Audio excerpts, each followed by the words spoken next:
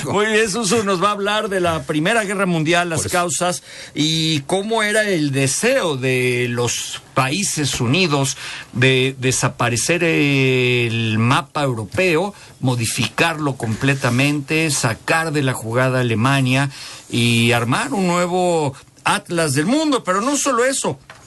México estuvo involucrado y a punto de unirse a Alemania, a cambio de que le regresaran Texas, Nuevo México y Arizona. ¿Se imagina lo que nos hubiera costado con Estados Unidos que México, que Carranza se uniera a todo el movimiento alemán previo al nazi a cambio de combatir, de pelear contra Estados Unidos? Bueno, eso es de lo que nos va a hablar Zunzunegui en un momento. Después vamos a tener a el chef Edgar Peña del restaurante Shirá. Es del mismo grupo Estoril. Zunzu, no me distraigas, hombre, estás diabólico hoy.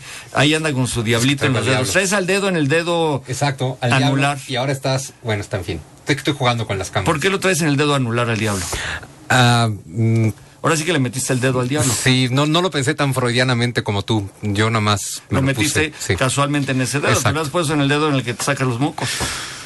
¿Cómo sabes que no es este? Está muy gordo. Eso ya estate quieto, por favor. Bueno, es más, ya traigan el mezcal, el marca negra, el mano negra que trajeron los del Cirá, por favor, y que nos vayan presentando los vinos. Bueno, Zunzunegui, tantas ganas que tienes hoy de... Oye, de veras que ya le traigan el mezcal a Zunzunegui y el vino, por favor. Sí, yo no sé si pensaron que era broma, pero no es. Es que Miri no nos escuchó. Ah, muy bien. Sucede. Muy bien. Bueno, resulta que en la Primera Guerra Mundial, entre otros de los objetivos, era desaparecer a todo el mapa de los unidos antes de la Primera Guerra.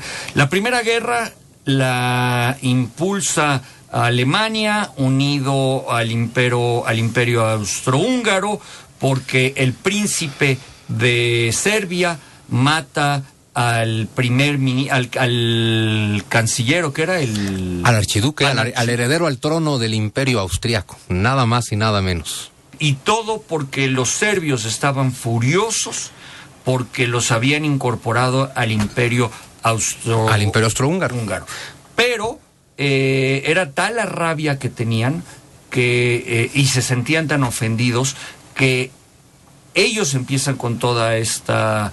En teoría ellos empiezan con toda esta guerra, pero la verdad de las cosas es que fue un motivo, según yo, de Alemania para desencadenar una guerra. Pero bueno, ¿cómo es el movimiento? Pues mira, en realidad es tan difícil saber quién está detrás de la Primera Guerra Mundial que por eso traje a su verdadero causante.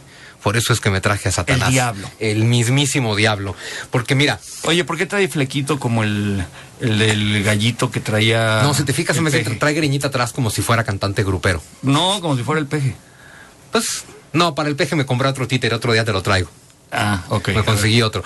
Mira, Alemania, para mí, Alemania no tuvo nada que ver con la Primera Guerra Mundial. Lo que pasa es que luego tenemos, después de la Primera Guerra Mundial, tenemos a Hitler, tenemos a los nazis, tenemos la Segunda Guerra... Una vez más tenemos a Satanás, y entonces por eso le aculpan de las dos. La Primera Guerra Mundial es una cosa muy rara, porque la guerra la empieza el Imperio Austrohúngaro, que no tiene, bueno, el Imperio Austrohúngaro, después de que un grupo de nacionalistas serbios, aparentemente con el apoyo del gobierno serbio, asesinan al archiduque heredero al trono del Imperio Austriaco.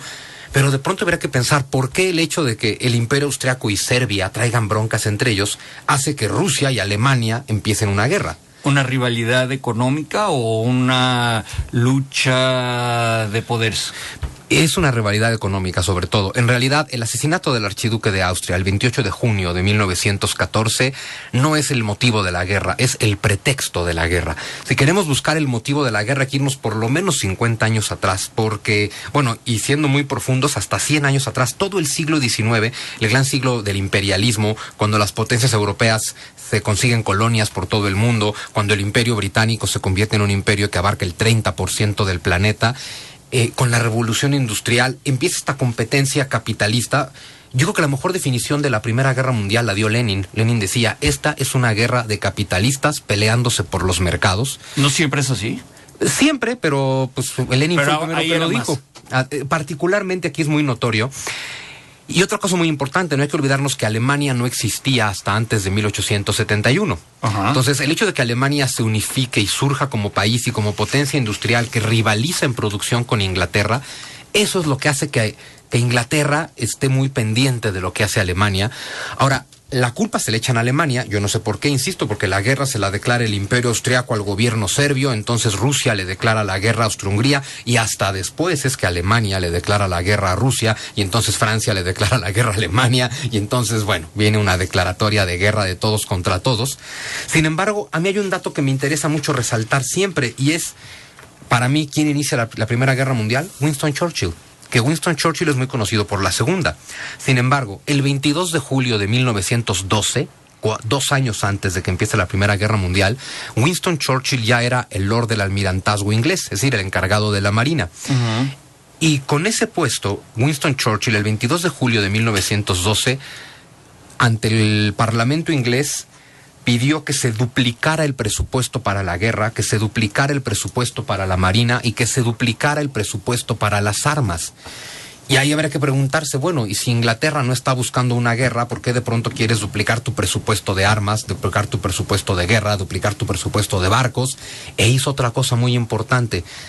En julio de 1912 presentó el plan para, si llegaba el momento, cortar el cable submarino que unía a Alemania con el resto del mundo. Es decir, Churchill 2 años antes de la guerra ya está pensando en quiero más armas, quiero más barcos, quiero más dinero y quiero incomunicar a Alemania, porque Churchill ya traía una guerra pensada desde 1912. Pero bueno, es la primera vez en esta guerra que se utilizan armas de verdadero o alto poder. Y es una manera de probar las armas, un escenario, un campo de tiro para probar esas metralletas y aviones. Sobre todo los aviones y bombas. ¿Sabes qué? Y los barcos. En realidad, así como por ejemplo en la Guerra Fría se hablaba mucho de la carrera armamentista con bombas nucleares, antes de la Primera Guerra Mundial la carrera armamentista fue con barcos acorazados. Había una competencia entre Alemania e Inglaterra a ver quién producía más barcos. Y claro, los barcos acorazados de guerra son para usarlos, no hay de otra. Sin embargo, lo que creo que termina de detonar el conflicto y que involucra a México, aunque siempre se nos diga que México no estuvo involucrado en la Primera Guerra Mundial, es que ese mismo día, 22 de julio de 1912, Churchill sugirió que toda la armada inglesa que funcionaba con combustible de carbón cambiara de tecnología a combustible de petróleo. Eso lo sugiere Churchill por un detalle elemental. Alemania ya tenía acorazados que funcionaban con petróleo. O sea, iban un paso adelante. Iban un paso adelante, porque además un barco con motor a petróleo, la diferencia contra un barco con motor a carbón es velocidad. Un barco de petróleo va a llegar antes a todos lados. El detalle es, fíjate, Inglaterra tiene mucho petróleo y no tiene barcos a petróleo. Alemania tiene barcos a petróleo, pero no tiene petróleo. ¿Y qué si tiene Sarajevo y qué tiene Serbia y toda esta región que pueden poner en crisis al mundo y generar una guerra mundial? ¿Cuál era el objetivo, además de las mujeres guapas que tienen ahí? Y yo creo que nada más quedarse con las croatas, porque sí son para declarar una guerra. En realidad, te voy a decir, no hay ningún tipo de recurso en esa zona del mundo. Sin embargo, hay que recordar una cosa. Hasta los 40, porque después de los 40 embarnecen un poco y se acuerpan. ¿Embarnecen y se ponen como Barney? Sí, embarnecen y se acuerpan. Muy bien. Fíjate, lo que pasaba en la zona de los Balcanes es esto. Toda esa zona de los Balcanes, es decir, lo que sería Grecia, Rumania, Bulgaria, Albania, Serbia, era parte del Imperio Turco. Pero esa parte del Imperio Turco la ambicionaba el Imperio Austriaco, gobernado por los Habsburgo, y la ambicionaba el Imperio ruso, gobernado por los Romanov. El detalle es que ni los rusos ni los austriacos podían tener los Balcanes porque era de los turcos. Pero a finales del siglo XIX empieza la decadencia del Imperio Turco. Los turcos empiezan a perder el poder. Y el control todavía no me sirve en el mezcal, imagínate. Un traguito, mano. No. Los turcos empiezan a perder su dominio en esa zona del mundo, en los Balcanes. Ajá. Entonces tanto los austriacos como los rusos se lo quieren quedar. Los austriacos se lo quieren quedar porque los Habsburgo quieren extenderse hasta Grecia. Y los rusos están buscando una salida al mar Mediterráneo. Los dos quieren el mismo territorio, ninguno está dispuesto a ceder. Cuando los serbios asesinan al archiduque austriaco, heredero al trono, Austria encuentra el pretexto para una guerra, le declara la guerra a Austria, y es obvio para los rusos que lo que busca el Imperio Austriaco es quedarse con el territorio de los Balcanes. Rusia no lo puede permitir porque ellos quieren el mismo territorio. ¿Qué tiene esto que ver con el petróleo y con Alemania? Nada, salvo un detalle. El Imperio Austriaco es aliado de Alemania, el Imperio Ruso es aliado de Inglaterra. Entonces, y es la llamada triple alianza, en la que la idea de estas alianzas era, si un país va a la guerra, va con todos sus aliados. Entonces, declararle la guerra a Austria-Hungría implicaba declararle la guerra al Imperio Turco y al Imperio Alemán. Declararle la guerra a Rusia implicaba declararle la guerra a Francia y a Inglaterra. Entonces, mira qué tontería. El Imperio Austriaco le declara la guerra a Serbia. Entonces el Imperio Ruso le declara la guerra al Imperio Austriaco. Entonces el Imperio Alemán le declara la guerra al Imperio Ruso. Entonces Francia le declara la guerra al Imperio Alemán. Y entonces los ingleses se hacen güeyes como siempre. Y se esperan a ver qué pasa y le entran a la guerra una semana después. Es igualito a lo que pasa en el Congreso. Más o menos. Uno le declara la guerra al otro, luego el otro se hace güey. Exacto. El otro se hace más güey y total nadie ejerce. Y se pelean todos contra todos y nadie gana nada, porque eso fue lo que pasó en la Primera Guerra Mundial. Preguntaba yo a Zunzunegui hacia qué mar. Equivocadamente dije que hacia el Báltico. No, al Báltico salía Polonia, pero hacia el Mediterráneo salía Serbia.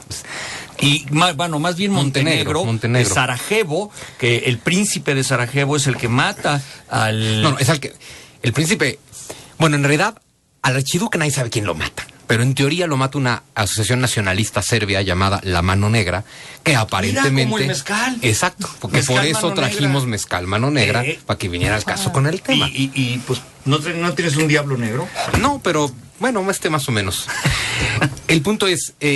esta asociación nacionalista, La Mano Negra, que asesina al archiduque de Austria, aparentemente tenía el apoyo de la corona de Serbia, o eso es lo que va a decir el Imperio Austriaco para declarar la guerra. Y lo que estaba buscando Rusia era llegar al Mediterráneo. Rusia ya tenía una salida al mar Báltico en San Petersburgo, pero Rusia estaba buscando llegar al mar Mediterráneo. Su idea era quedarse con Serbia y con Montenegro, pero los austriacos querían lo mismo, Serbia y Montenegro. Ahora, lo malo es que por este conflicto entre Serbia, Austria-Hungría y Rusia, pues por el sistema de alianzas, acaba siendo una guerra de todos contra todos, que involucra a México desde el momento en que Winston Churchill decide que hay que cambiar toda la tecnología a petróleo.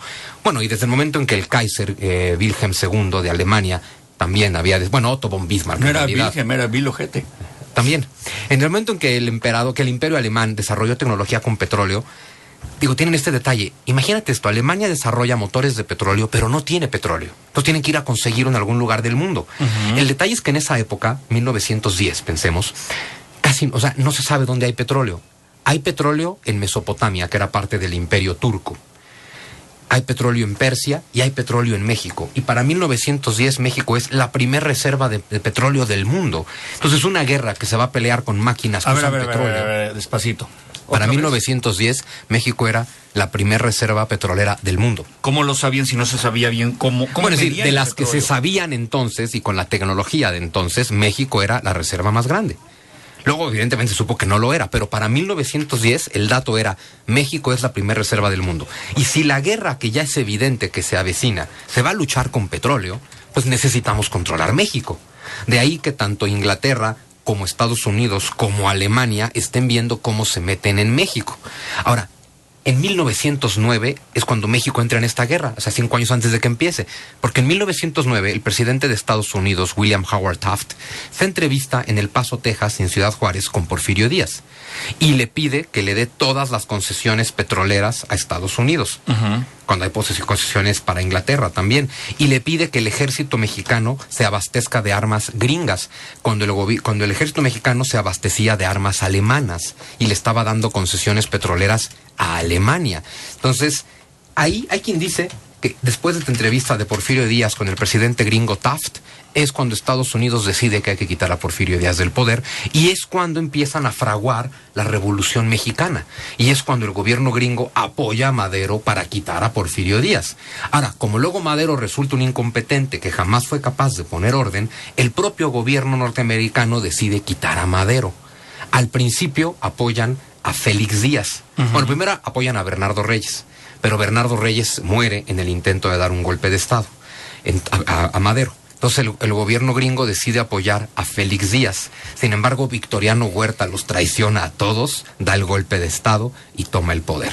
Victoriano Huerta, para que lo recordemos, estuvo en la presidencia del 22 de febrero de 1913 hasta que huye del país el 14 de agosto de 1914, cuando las tropas de Obregón ya tomaron la Ciudad de México.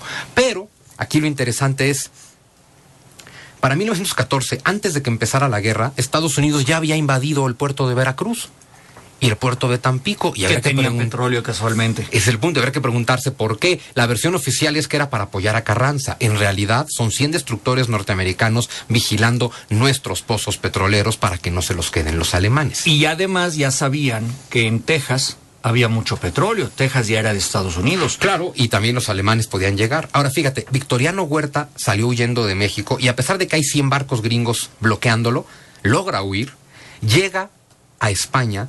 Y en España hay agentes del Imperio Alemán, espías alemanes, esperando a Victoriano Huerta para ofrecerle todo el apoyo del Imperio Alemán para regresar a México y tomar el poder. Y Victoriano Huerta regresó a Nueva York y de ahí se fue en tren hasta la frontera y fue atrapado por los Rangers de Texas, como a 10 kilómetros de la frontera mexicana, cuando ya había armas y refuerzos alemanes del lado mexicano para recibir a Victoriano Huerta, para volverlo a instalar en el poder. Obviamente a cambio le pedían a Huerta el petróleo. Es lo que se llama inteligencia y espionaje. Esa es la inteligencia muy buena por parte de los alemanes, pero mejor por parte de los gringos que agarraron a Victoriano Huerta. Ahora, Inglaterra, con Winston Churchill, descubren un telegrama y descifran un telegrama que Zimmerman había enviado a México, a Venustiano Carranza, para decirle todo por tu reino. Básicamente, mira, el famoso telegrama Zimmerman es una cosa muy rara. El telegrama, en teoría, fue enviado en enero de 1917, para que entendamos. El telegrama lo manda Arthur Zimmerman, que era el ministro del Exterior del Imperio Alemán. Se lo manda a Venustiano Carranza. El problema es que no tiene contacto directo con Venustiano Carranza y Alemania está incomunicada porque Winston Churchill sí mandó cortar el cable submarino de Alemania. Entonces, fíjate el proceso. Que era el equivalente al Internet. Exacto, para que nos hagamos una idea. Déjame ir a noticias e informe vial y volvemos. Soy Eddie Warman. Estás desatado, Sun Tzu. Te juro que estás diabólico. Debe ser el mezcal. Seguro. Es el diablo, sí. Regresamos. Zunzunegui, para concluir con el tema. Entonces, mandan el... Bueno, para quien me pregunta si Zunzunegui lee, pues mire, lo único que trae es una hoja de papel de baño. No, es de un cuaderno, así, es un apunte rápido, además, alguna fecha que no se me olvide. Pero nada más, todo lo trae, además, Sun Tzu da conferencias. ¿Dónde das conferencias? Bueno, mis clases son Instituto Cultural Helénico, ahí doy historia, filosofía, Islam, Medio Oriente, ese tipo de cosas. Conferencias, pues a veces, cuando me contratan. Y pues básicamente, bueno, y los libros, como ya saben. Muy bien, Sun Tzu. Mandan el telegrama. El telegrama lo manda Arthur Zimmerman, ministro del Exterior alemán. Lo manda por el cable submarino de Estados Unidos, porque Estados Unidos les permitía usar su cable submarino porque el presidente de Estados Unidos, Woodrow Wilson, estaba tratando de mediar para la paz. Entonces lo manda Arthur Zimmerman al embajador de Alemania en Estados Unidos. ¿Pero cómo lo mandan a través del cable americano? Porque el gobierno gringo les abrió el cable a los alemanes para poder negociar la paz. Okay. Y ellos lo usan para espiar. Entonces, el telegrama lo manda el ministro del Exterior, Zimmerman, al embajador de Alemania en Estados Unidos, el ministro von Eckart, para que él a su vez lo desencripte allá, bueno, una primera desencriptada, porque obviamente viene en código, y se lo reenvíe al embajador de Alemania en México, Paul von Hintze. Paul von Hintze lo recibe, lo vuelve a desencriptar, y ya que tiene el contenido, se lo lleva a Cándido Aguilar, ministro del Exterior de Venustiano Carranza. Para cuando el telegrama le llega a Venustiano Carranza, la inteligencia británica ya lo había descifrado y ya lo habían publicado en los periódicos de Estados Unidos y de Inglaterra. Y básicamente cuenta la leyenda que el contenido del telegrama Zimmerman era una invitación a Venustiano Carranza para declararle la guerra a Estados Unidos. Pero el punto era que el ejército mexicano le declarara la guerra a Estados Unidos y que entonces Alemania iba a apoyar con tropas para invadir el sur de Estados Unidos, y se le pedía a México que usáramos nuestras buenas relaciones de entonces con Japón para que Japón también desde México, junto con México y Alemania, invadiéramos los tres el sur de Estados Unidos, y después Alemania le ofrecía a México quedarse, como decía hace rato, con Texas, Arizona y Nuevo México, y que Japón se quedara con California. El objetivo de Alemania era muy simple: mantener a Estados Unidos distraído en América para que no se fuera a meter a la guerra europea. No lo lograron, incluso... Gracias a Churchill.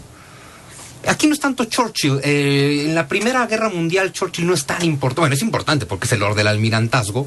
En realidad su gran papel es en la Segunda. Aquí es más bien Pues gracias a todo el sistema de inteligencia británico y norteamericano que descifran este telegrama, aunque hay quien dice que el telegrama ni siquiera existió y que fue un pretexto del gobierno gringo para poder entrar a la guerra, que es una gran posibilidad también. Pero para ese caso ya hubieran podido entrar con el hundimiento de aquel barco... Del barco Lusitania. De Lusitania. Se cuenta que fue la razón, pero el Lusitania fue hundido en 1915 y Estados Unidos no entró a la guerra hasta 1917. O sea, en realidad no fue por el hundimiento de Lusitania, fue por la cuestión del petróleo y fue porque ya se veía claro para el 17 que quien ganara esta guerra, o los que ganaran esta Primera Guerra Mundial, que entonces llamaban la Gran Guerra de Europa, iban a ser los que iban a reacomodar el mundo después de la guerra, y por supuesto Estados Unidos quería estar dentro de ese grupo de los que iban a reacomodar el mundo, como exactamente lo hicieron. Y querían cambiar el mapa de Europa, que también lo cambiaron. También lo cambiaron, desapareció el Imperio Alemán y surgió la República de Weimar, que luego es Alemania,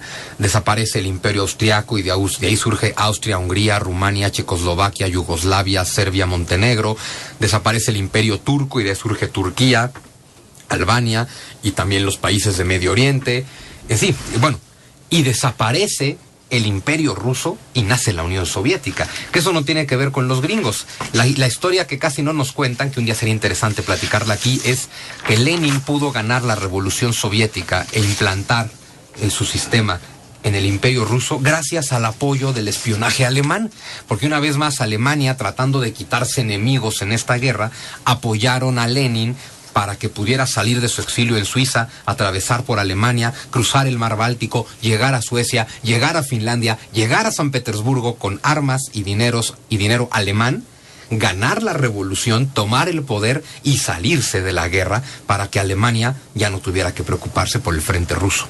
O sea, la Primera Guerra Mundial, por encima de los golpes, los sistemas de inteligencia son una maravilla. Pues Zunzunegui, eso será otro tema. Nada más le voy a decir que en la Primera Guerra Mundial murieron 10 millones de personas. Hay quien dice que 20, vamos a decir que 15. Pues es que no solamente, o sea, 10 millones de bajas militares, pero agrégale 10 millones de bajas civiles por hambrunas y por epidemias. Casi 800,000 caballos fallecieron, pérdidas casi por 190 millones de dólares de la época, y Alemania, solo Alemania, perdió 600,000 hombres en las primeras 3 semanas de la guerra. Bueno, hubo batallas en las que Francia en una semana perdió 250,000 soldados. Fue una guerra desastrosa porque es la primera guerra que se lucha con armamento de destrucción masiva. ¿Cómo te localizamos, Zunzu? Me localizan en mi Twitter, @JMZunzu, con Z, @JMZunzu, mi página web, Zunzu las dos. Zunzu las dos, ZUNZU, @JMZunzu, mi página web, lacavernadezunzu.com, en mi Twitter, en mi Facebook /Zunzu, donde van a encontrar, pues ya saben, artículos, cursos online, videos, y pronto van a encontrar al diablito, al diablo y a otros personajes en los dedos, así haciendo unos diálogos históricos.